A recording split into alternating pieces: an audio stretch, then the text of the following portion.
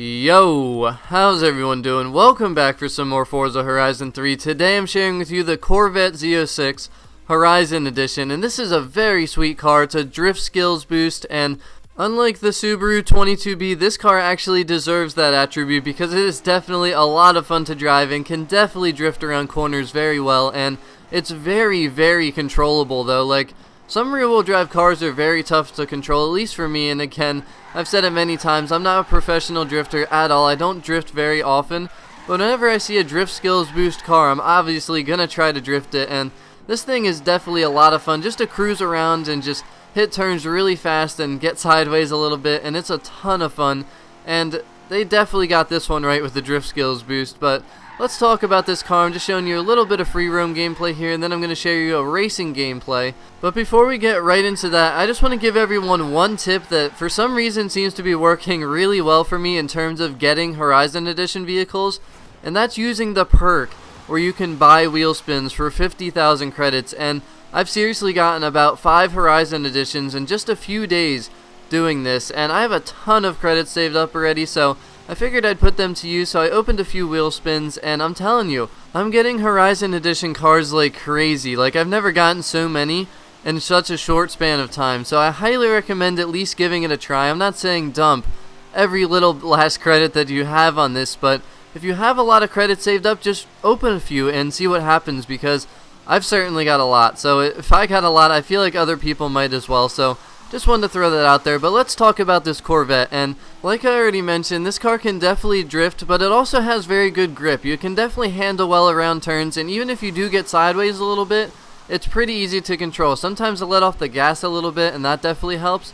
But the car has very good overall handling, and it's also got very good braking, which you didn't really get to see fully here in this gameplay because it was raining, so it was a little bit more slippery than normal. But I'm telling you, this car has very good braking. You probably could tell if you saw the stats in the very beginning about that, because the braking distances were pretty short compared to what some cars are.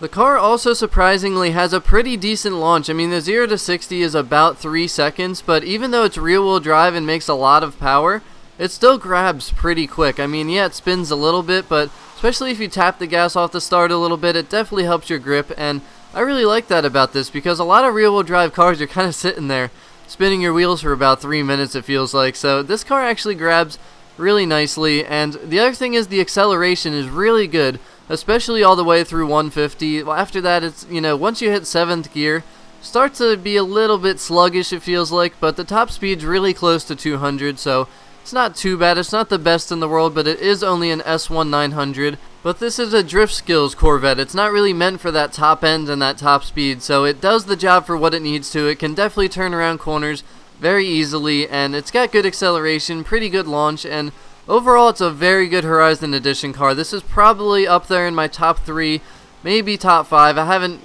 driven every Horizon Edition car yet, and I like a few other ones, but this is certainly one that I would go after in the auction house if you are having no luck getting it, because it is a very fun car to drive, and it's also a very solid Horizon Edition car. The only other thing I want to say is that I actually prefer the older Corvette body style, the latest one before this particular model. I really don't like the new design of the headlights and the taillights. The taillights, that was kind of like their trademark, those circles, the 4 circles. It was such a clean, simple look, but I really liked it, and I'm kind of disappointed that they changed that. Same thing with the front end, but the body of this car looks so nice. But the car sounds amazing as well. I mean, it sounds really nice. It has a unique sound and very enjoyable to listen to. But let me know if you have this car and what you think of it. Thank you as always for watching, and I'll talk to y'all again very soon. Peace out.